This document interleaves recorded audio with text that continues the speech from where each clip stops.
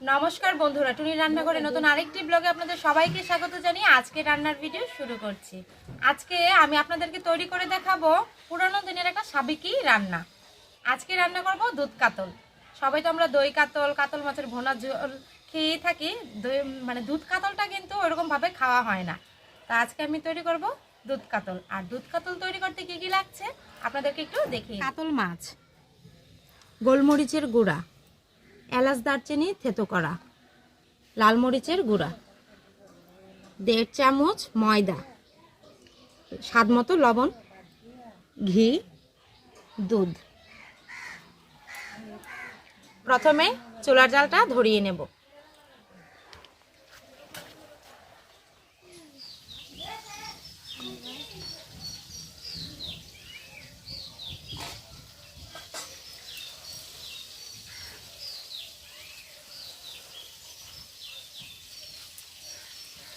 মাছে লবণ মাখিয়ে নেব।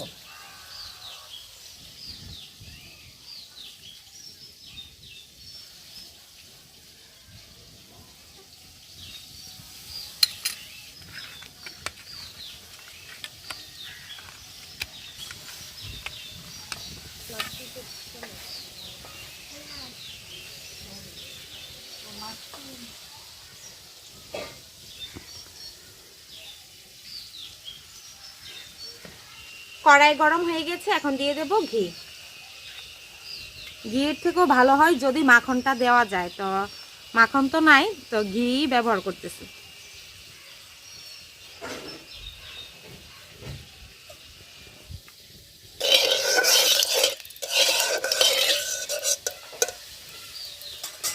ঘি গরম হয়ে গেছে, লবণ মাখানো মাছ দিয়ে দেব।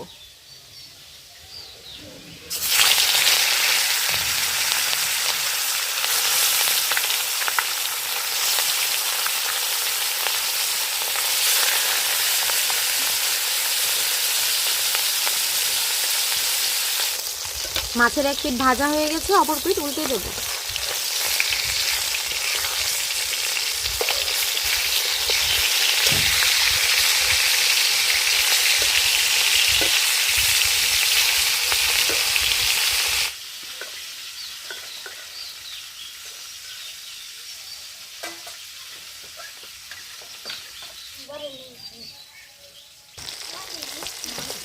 মাছের দুই পিঠই ভালোভাবে ভেজে নিয়েছি, এখন দিয়ে দেব দুধ।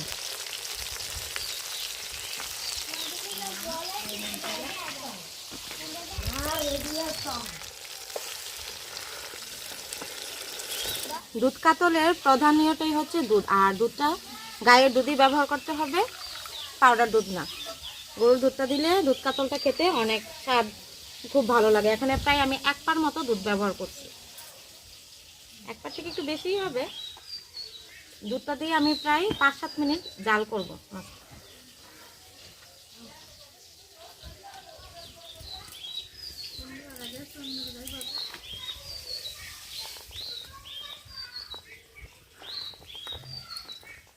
আগেকার দিনে দিদি ঠাকুমারা জামাই যখন আসতো বাড়িতে, মেয়ে জামাই, তখন এটা রান্না করতো। খুবই সাবেকি রান্না, আর খেতেও খুব দারুণ। বিশেষ করে এটা রান্নাই হতো যখন মেয়ে জামাই আসতো বাড়িতে। আমার মা বলে, মার ঠাকুমা বা দিদা মানে এটা মেয়ে জামাই আসলে রান্না করতো। খুবই সাবেকি একটা রান্না দুধ কাতল।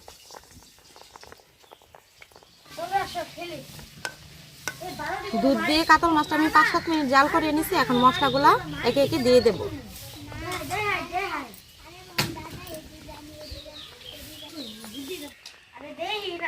দিয়ে দেব 1 চামচ গোলমরিচের গুঁড়া, 1 চামচ লাল মরিচের গুঁড়া,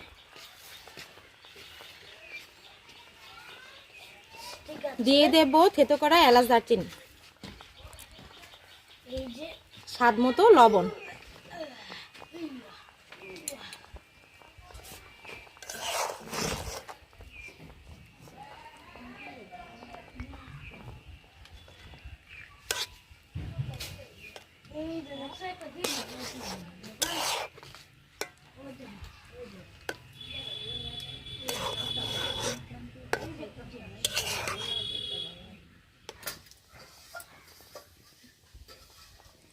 এখন যে 1.5 চামচ ময়দা নিচ্ছি, ময়দাটা একটু জল দিয়ে গুলে নেব।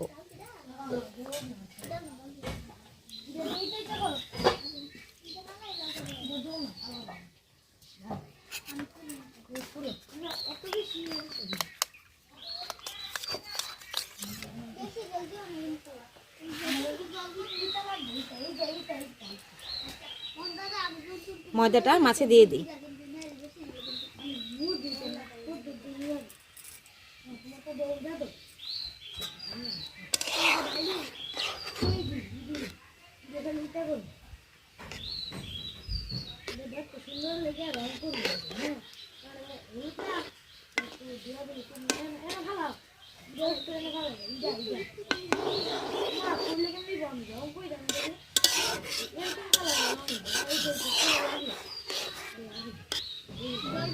মশলা দিয়ে যখন প্রথমে মাছটা জাল করছি তখন কিন্তু দুটো পাতলা ছিল, ময়দাটা দেওয়াতে দুটো একটু ঘন হয়ে গেছে। দুধ কাতল রান্নাটা খুবই সহজ আর খুবই তাড়াতাড়ি হয়ে যায়। এই রান্নাটা হয়ে গেছে দুধ কাতল, এখন 1 চামচ ঘি দিয়ে নামিয়ে নেব।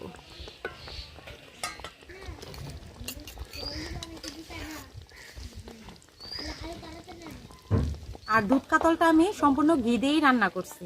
ঘি দিয়ে রান্না করলেই খেতে বেশি ভালো লাগে, আর যদি মাখনটা পাওয়া যায় তাহলে তো আরও বেশি ভালো হয়। তো মাখন তো পাই নাই, ঘি দিয়েই রান্না করছি। এখন দুধ কাতল হয়ে গেছে, নামিয়ে নেব। দেখেন কালারটা কত সুন্দর হয়েছে দুধ কাতলের। দুধ কাতল হয়ে গেছে, নামিয়ে নিচ্ছি। ঘি, এলাচ আর চিনি, গোলমরিচের একটা দারুণ গন্ধ বের হয়েছে।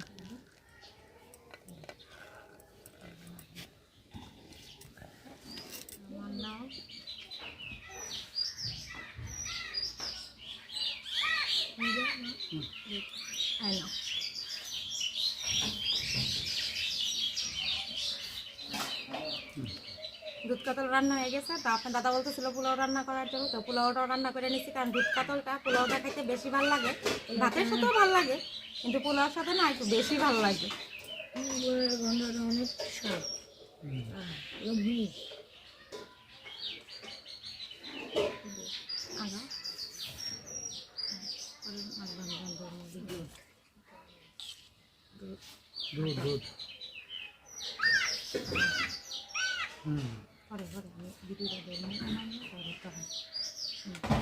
এবার খায়া বলবা কেমন হয়েছে, ঠিক আছে?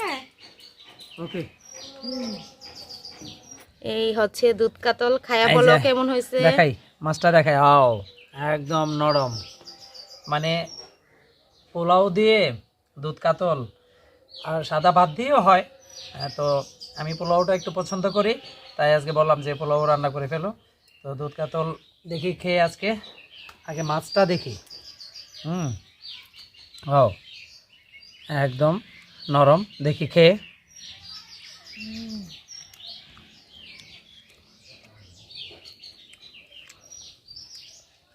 মন কেমন হয়েছে? দুধ কাতলটা অনেক স্বাদ। ক্যামেরাই বলো, অনেক স্বাদ। এবার পোলাও দিয়ে খেয়ে বলো। বন্ধুরা, দুধ কাতলটা মানে অনেকদিন পরে অনেক ধরনের তো রান্না হয়, রেসিপি হয়। তো দুধ কাতলটা আজকে আমার কাছে একটু নতুনই মনে হইলো। তো টুনি বলতেছে যে আজকে দুধ কাতল একটা রেসিপি করবে, বন্ধুদেরকে দেখাবে। তো বললো করো। একদম আজকে কোনো তেল দিয়ে করা হয় নাই, যে দুধ কাতলটা রান্না করছে কাতল মাছ দিয়ে, তো সম্পূর্ণটা ঘি দিয়ে। সোমবার বলতে গেলে যা দিছে, মাছগুলিও ভাজা হয়েছে ঘি দিয়ে, তো স্বাদ তো অবশ্যই লাগবে। আর তার উপর আবার পোলাও পাইন। বন্ধুরা, আজকে আমি দুধ কাতল রেসিপিটা আপনাদের সাথে শেয়ার করলাম। আমাদের বাড়িতে যেভাবে হয় ওইভাবেই আমি আপনাদেরকে করে দেখাইছি। আপনারাও বাসায় একবার এভাবে করে দেখবেন, আর কেমন হয়েছে আমাকে অবশ্যই কমেন্টে জানাবেন। আপনাদের যদি ভিডিওটি ভালো লেগে থাকে অবশ্যই লাইক করবেন, শেয়ার করবেন আর সাবস্ক্রাইব করে আমাদের চ্যানেলের পাশে থাকবেন। তাহলে আজকের মতো ব্লগটি এখানেই শেষ করছি। সবাইকে জানাই অনেক অনেক ধন্যবাদ। টাটা।